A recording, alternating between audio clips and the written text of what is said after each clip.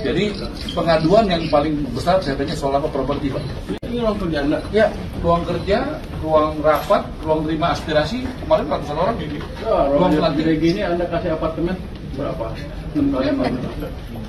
Nggak ada dia. Kan diperintahkan Presiden cuma data pakai satu, yaitu BPS, Pak. Ini BPS Menteri Sosial. Kami dapat dari Bapak itu tahun depan 400.000 rumah yang direnovasi. Nah, persoalannya data itu sering tidak tepat sasaran. Nah, jadi kelebihan Ibu Menteri ini, Ibu Kepala BPS adalah dia mau dikoreksi, Pak.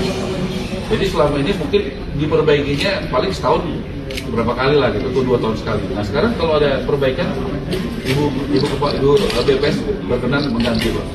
Supaya tidak dibuat. Jadi kan soal kecepatan nih, Pak. Nah ini di rumah Supi, ini Menteri PU. Nah di sini lahir, Pak, bulan November 2024. BPATB gratis, PBG gratis di sini. Kebijakan itu. Walaupun saya harus jujur, Bupati Wali Kota itu baru udah ada perkadanya dan mendukung itu baru lengkap dilaksanakan mungkin tahun ini, Pak, tentang Anda. Kalau yang tadi sudah selesai 1 bulan, kapan Anda mulai bangun? Nah skemanya saya mau bahas sama Pak sekarang. Skemanya ini boleh nggak hybrid antara bagaimana lu mana ya? Jadi kita mau buat langsung konkret, Pak, hybrid. Ini Tapera, coba jelasin. Jadi hybridnya gimana? Nah, izin Pak Menteri, hybrid itu kita tawarkan, Pak, rumah vertikal misalkan harga sampai 560 juta. Dari LPP kita intervensi misalkan 50%-nya, 250 juta dengan suku bunga 6%. Selisihnya itu dari dana perbankan, Pak, dengan bunga pasar. Iya. Jadi saya jadi menteri, Pak, saya ajak ngomong 2 lembaga. Yang pertama YLKI, Yayasan Lembaga Konsumen Indonesia. Itu yang dari masyarakat. Yang kedua Badan Perlindungan Konsumen. Ini di ruangan saya, Pak. Jadi pengaduan yang paling besar saya tanya soal apa properti, Pak. Ini ruang kerja Anda? Ya, ruang kerja, ruang rapat, ruang terima aspirasi, kemarin ratusan orang ini. Ya, ruang lantai gini Anda kasih apartemen berapa? 6 kali apa? Nggak ada dia. Oh, seperti gini nih. Tapi ini multifungsi, Pak. Jadi multifungsi satu ruangan. Apa pegawai sini? Ini wartawan.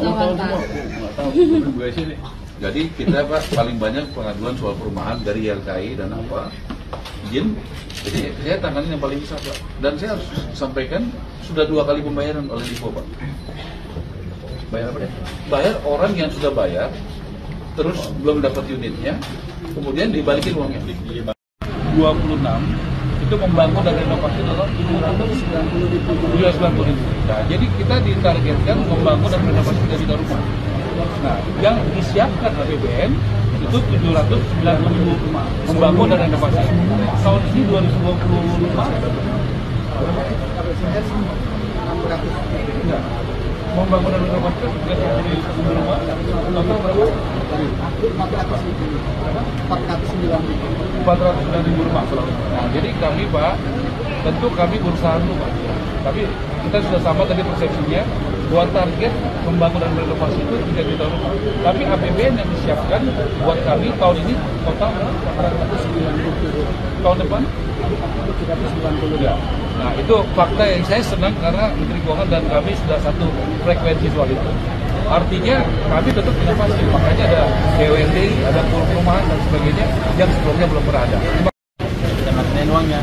Tapi kalau ada masalah ya kita akan selesaikan. Tapi saya yakin dengan kerjasama seperti ini, semua problem-problemnya antar pemerintahan, koordinasi dan lain-lain bisa diselesaikan dengan cepat. Ini kan semuanya kita bikin, jadi kita bisa beresin dengan cepat. Dan saya sudah melihat cara mengatasi masalah tadi. Orang di mana ada gimana yang terhalang. Pak Menteri, ya, saya yakin itu efektif karena kita cukup terbuka, cukup membuka apa adanya, juga jeleknya apa, bagusnya apa, jadi nggak ada pura-pura birokratis lah yang tidak ada. Kita ngomong apa adanya. Tadi ukuran rumah ada ya. Kalau kita lihat kan pertumbuhan ini salah. Angkanya merah itu 13,2 adalah M0-nya atau base money. Anda lihat kan tadinya di 0. Ketika kita injek money, kita pindahkan 200 triliun, M0-nya tumbuh sekarang di 13,2%. Kita melihat aktivitas domestik terus menunjukkan ketahanan dan ketangguhan. penjualan retail tumbuh positif, proporsi konsumsi masyarakat terus meningkat, dan PMI manufaktur kembali ke zona ekspansi. Ini menandakan permintaan domestik tetap kuat. Anda lihat yang tuh, yang kiri atas, tren penjualan retail yang tadinya katanya lesu, ini tadinya Agustus turun, September gonjang-ganjing turun sedikit di awal bulan mungkin, tapi habis itu recover, sekarang tumbuhnya 5,8%. Ini betul angkanya ya. Jadi ini tertinggi dalam setahun setengah terakhir. Dalam 6 bulan dan setahun ini juga paling tinggi, dan dibanding tahun lalu sampai dengan pertengahan tuh masih paling tinggi. Jadi kita harapkan tadi kebijakan yang kita gelontorkan ke sistem yang 200 triliun itu mulai memicu juga permintaan masyarakat. Orang kan sanksi katanya, apakah itu bisa menimbulkan demand? Kelihatannya strategi saya betul, demand-nya mulai tumbuh lagi. Jadi perilaku ekonomi kita sesuai dengan di buku-buku teori ekonomi yang betul ya. Kalau dikasih uang cukup, akan tumbuh demand-nya. Terus yang di bawah, proporsi pengeluaran masyarakat untuk konsumsi juga meningkat. Anda lihat tuh 75,1, masih bagus ya segitu ya. Naik sedikit. PMI masih positif walaupun September masih turun. Saya yakin nanti kan kalau manufacturing itu agak delay, dia lihat dulu demand-nya naik apa enggak. Begitu dia naik, tren penjualan 5,8 naik, PMI nanti ke depan akan naik lagi. Jadi supply pun akan mengikuti kenaikan demand. Konsumsi listrik sektor bisnis, industri dan rumah tangga masih tumbuh, masing-masing 4,7%, 4,1%, dan 0,7% pada September 2025.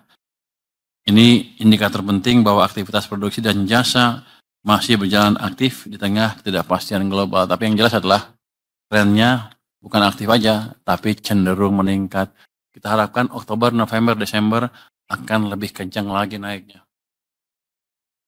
Next, pemerintah menempatkan 200 triliun rupiah kas kas negara di Himbara untuk memastikan likuiditas ekonomi tetap terjaga. Dengan tingkat bunga rendah, langkah ini mampu mendorong pertumbuhan kredit yang lebih agresif. Kalau kita lihat kan pertumbuhan, ini salah, angkanya merah itu 13,2 adalah M0-nya atau base money. Anda lihat kan tadinya di 0, ketika kita injek money, kita pindahkan 200 triliun, M0-nya tumbuh sekarang di 13,2%. Itu menunjukkan uang di sistem perekonomian memang bertambah dengan signifikan. Jadi harusnya ke depan ekonominya akan tumbuh juga.